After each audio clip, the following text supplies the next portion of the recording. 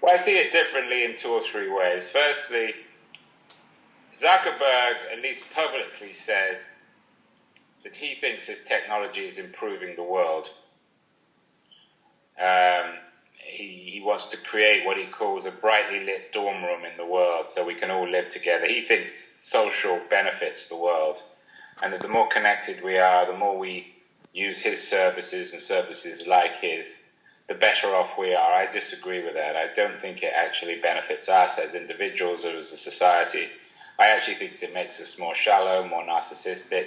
It undermines the social. So I disagree with Zuckerberg's notion of what it means to be social. For me, being social means the strong societies are ones with strong individuals, and the Zuckerberg's world is one of weak individuals, narcissists, more and more insecure people, resulting in more and more fragmented, weaker societies. I also disagree with Zuckerberg's business model. I don't think that the business model of free works. I want to see a much more accountability for a company like Facebook or Google. So I don't have a problem. Zuckerberg's product is good. He's a very sophisticated technologist and a very smart man. But I would like to see people buy his product and then clearly know what they're getting. I'm troubled by the freeness of Facebook, the freeness of Google, because free is never really free. It's an illusion.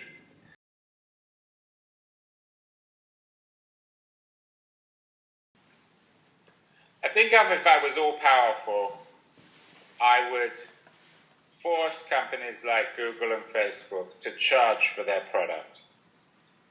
I think I would force them to be much more accountable. I would force all of us, including myself, users, to be much more responsible with what they told the world and to understand that they're leaving some sort of complex legacy to future generations.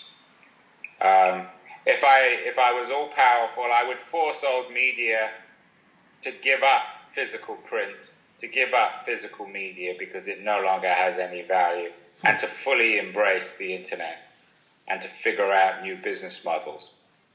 So I wish I could just push buttons, but obviously I can't.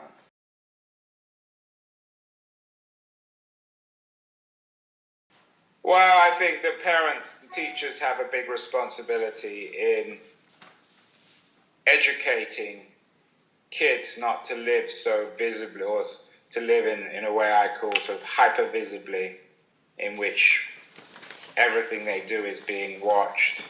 One of the great challenges today is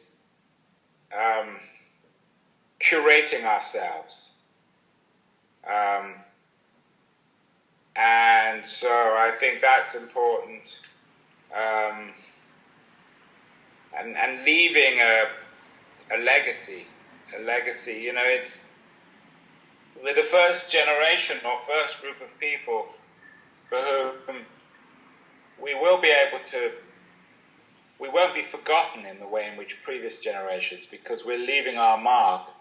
Our children, our grandchildren, our great-grandchildren will be able to look back at us. So I think we need to be very careful about how we leave that legacy. We need to do it in a much more thoughtful way than I think we're currently doing.